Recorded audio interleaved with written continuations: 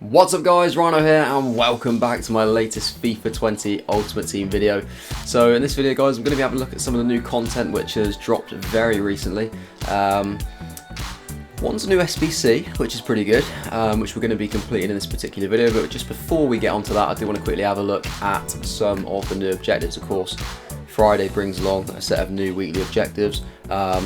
We still have the week 1 stuff, that's still got 6 days, 17 hours to go, but they have released the week 2 set, obviously week 2 bronze to start with, and then obviously we go silver and gold once we complete that. Objectives wise, that is all they have at the moment, but as you can see, I've already actually done some.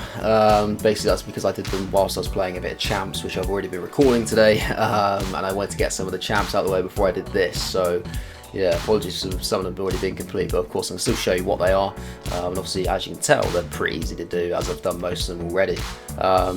So first one there, which I haven't done yet, is get 2 assists using players from the Bundesliga or Serie A. Now that's just easy, I mean it's not in, doesn't have to be in the same game or anything like that, or any particular difficulty or any particular mode. You literally just got to do it at some point in the next 2 weeks. So I'm sure that's going to be pretty easy to do. The reason I haven't done it yet is because I use a Prem team. I have like Gnabry, possibly a Serie A player on the bench. I can't feel off the top of my head, I'm pretty sure I do have probably at least one. I just haven't really used the bench players too much yet. So that's why I haven't done any on that one, but the other 3 I have done. So one of them is playing scoring 3 separate games in any mode. So of course, you know, I played 10 games of champs, so that was pretty easy enough to do.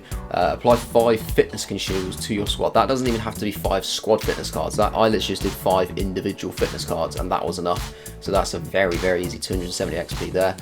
And list a player on the transfer market. Well, that's not exactly difficult.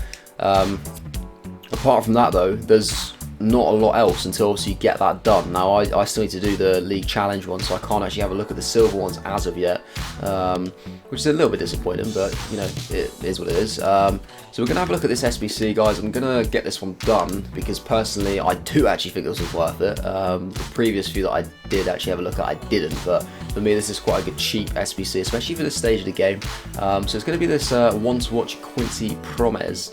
So we'll start off by having a look at the card. Of course, the stats are still the same as the base card, so there's nothing kind of outrageous with that, but what I would say is that the base card is actually really good. I know some people that have used it and they absolutely love it. He's just normally so good on like every FIFA anyway. Like he tends to be really OP like most years, and that doesn't seem to have changed really this year, to be honest guys. Like he's got 91 pace, which is brilliant. Shooting wise, he's got not like incredible stats, but he's got good enough stats for an 82 rated card to have 80 finishing with 77 attack position, 82 shot power. Even the long shots are very, very good. Like he's got very well rounded shooting stats in general, so he's not really going to let you down too much in that kind of aspect. Passing wise, of course, he's got solid passing because he is a winger. Again, just really well rounded. Nothing really outstanding, but everything's sort of like late 70s, sort of early 80s. Dribbling, again, few more stats which are sort of like mid 80s on this one, so like agility's there, obviously the dribbling stat is there as well, which leads to a good all-round card, and obviously good composure as well for a winger, especially with the ability to obviously go up, but we'll get onto that in a second. Obviously he's only 5'9", but he does have 81 jumping, so that's not too bad. 8 stamina is really good for the stage of the game as well, but of course he does have 4-star, 5-star. I know there's a lot of you skillers out there who will love those 5-star skills, so that's going to be a big draw to this card for you. Personally, I'm more than happy with just a 4-star weak foot. High medium work rates are brilliant as well. Right footed, so he cuts in, and finesse shots are really OP this year, so that's a good thing as well. So overall, I do like the look of this card. I think he looks really, really good. I'm going to get into the squad because you only need just 1 squad for this one, guys, as well, which is really important. Like you don't need 2, so straight away it makes it a lot cheaper.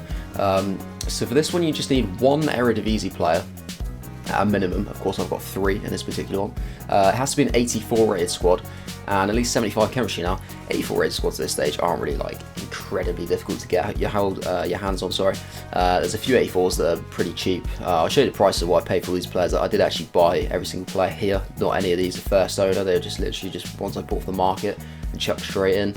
Yeah, it's pretty easy to complete, and to be honest, what I like about this one as well is it's it's a really good example of kind of like examples of particular cards which work really well for SBCs in general, and also obviously at this stage of the game as well. Like some of the big high rated cards are not anywhere near as valuable as what they will be at some point down the line when a lot more like bigger, more difficult SBCs come out, where there'll always be a demand for 86s. Like right now there's not huge demand for 86 rated cards, which is why I managed to pick up this Parejo for literally like just under 12k. Like normally at 86 probably about 22k, something like that, but at this point very, very cheap. But before I get on to like the individual cards, guys, as you can see, so I've got like Eredivisie little triangle going on there, and I've got a Portuguese league triangle down the bottom. Now high rated cards from these sort of slightly more obscure leagues, they're always a lot cheaper because there's not as much of a demand for the card in terms of like a playing use. So people aren't going to go out of their way to get their hands on say like a Tadic to use in their team, because there's not really a great deal of players you can link him to. You get a couple of players, obviously, like the Promes that we got here, maybe like a Van der Beek or like Neres or something like that. That's actually the rival for Ajax. There's a few players around, but not a huge pool of players, not a huge pool of possibilities, and obviously not, you know, like the players I mentioned, that they're all right at this stage of the game, but a few months down the line, if they don't get any informs or special cards, then they're going to fall behind in terms of like how they sort of stand up against some of the slightly more higher rated cards that a lot more people are going to have, because there's going to be a lot more coins in the game. So that's what I like about it. I do like this. It's got some examples here. So obviously we've got the little triangle going on here. So I've got Onana at left back. Of course, you need 75 chemistry, so there's not exactly a great kind of you don't have to worry about having a goalkeeper at left back. But 850 coins for him. Tadic literally 2.4k for an 84, which is just proves how cheap they are. And then we've got Promes himself, which is like 1.6k, going in the left wing slot as an 82 rate card, so that's pretty cheap. And then obviously in this little triangle here, the Portuguese league, got Casillas is 83 rated, 1.5k, Danilo, which is 1.9k, and even Bruno Fernandes is an 85 rated. He's literally like almost 8k. And this is me literally just buying them at their kind of going rate at the time. You know, I didn't really snipe any of these cards. I didn't sit there really like spamming through the filters trying to snipe or anything like that. I didn't manage to get any good deals. It was literally just going in and just picking up the cheapest I could find, and the cheapest that was available at the time, really. Because you know, I just get a bit lazy like that, and it's not good. But I know there's obviously going to be a lot of you guys out there that are a bit like that, same as me. And you just want to get the cards as quickly as possible. So I do like that. Obviously, there's some examples there, and obviously the other bit, with the main kind of section of the team, is that we've got Spanish La Liga. Now, this is always good because there's always a lot of good Spanish La Liga players, and to be honest, a lot of players in La Liga in general are just Spanish. It's a bit like the Premier League. It's pretty much like nearly every English footballer plays in England, don't they? Like there's obviously a few exceptions there that are started to sort of like come out in the last few years, but in general over the years it's always just going to be like, if you're English, you play in English league, which obviously good for chemistry, and it's quite similar in Spain. There's a lot of Spanish players, a lot of good Spanish players as well. It's obviously high rated, so we've got Sergio Roberto there at right back, 2.4k, Iran Mendy at 2.3. Also, we've seen Parejo there, we've got Aspas at 7.8, and then Jesus Navas at 2.2. So overall, this is costing somewhere between about 35 and 40k. Obviously depending on if you manage to get any deals, or if you pay a little bit slightly over the odds of players, or the prices could fluctuate ever so slightly from obviously what I bought them at. So probably about 35-40k. And it's just the one squad. Of course, the downside to this SBC, guys, is that you don't get any packs back, so there's no way of kind of recouping any potential coin value from like a good pack pool or anything like that, which is a little bit disappointing. But obviously the player on his own is more than good enough. So we'll quickly submit that. We'll grab him. I'll just quickly go over a couple other things which I do like about him, of course, and then we'll kind of end the video, guys. Obviously fairly short one, there's not really too much to talk about with him. I still can't get over how loud that is when that comes in. There he is, there's his face. I thought they just completely forgot his face there. So yeah, we get the one to watch Quincy Promes. Now, of course, I spoke about very good card, very good kind of like good card in game, obviously good to use. Links wise, pretty good at this stage because, you know, Holland have got some decent players. They've got quite a few good up and coming players, plenty of players to get opportunities for informs. Maybe not necessarily as good in a few months' time. You may be a little bit more reliant on having like icons and stuff like that, or getting them into like a hybrid, which is, you know, easily doable, don't get me wrong. But obviously the main kind of purpose of a one to watch card is, you know, you can wonder, well, why do I want to pay all this amount to get this card when I could just pick up his normal card for 1.6k that you saw in the squad? It's exactly the same rating. Well, obviously this one is a dynamic card, has the possibility to go up, and personally I believe that it will go up at least probably twice, I would say, within the year. Obviously the downside to these sort of things is you don't know what's going to happen. Obviously they could get a really serious injury, which would be an absolute sickener, like not only for him himself, but for like all these people that have invested in this card. And it does happen, it's been known to happen. There's normally at least one that happens every year, so hopefully it's not this one. But providing that he stays fit and plays at the current rate he's playing, he's so far in the Dutch league, he's scored 5 goals in 8 games and he's got 2 assists, which is a brilliant start.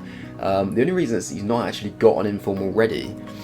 He did score a hat-trick in one game, but it was in a midweek game, and EA normally just go off the weekend fixtures for Team of the Week cards, which is a little bit disappointing. So everybody thought he was going to get one. I don't know if it was the Team of the Week was currently out or the week before, but everybody seemed to think that he was going to get one. He never did because he scored it in a midweek game.